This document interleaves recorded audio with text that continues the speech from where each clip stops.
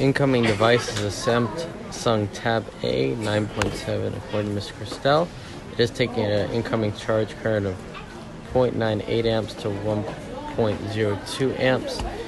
The rear camera lens does not appear to be cracked, nor do they appear to be... There are dents along the bottom left, not going there, but there also does appear to be fractures along the digitizer, and the front camera is exposed. The home button does appear to be cracked as well, but the touch does still appear to be working. Check the cameras.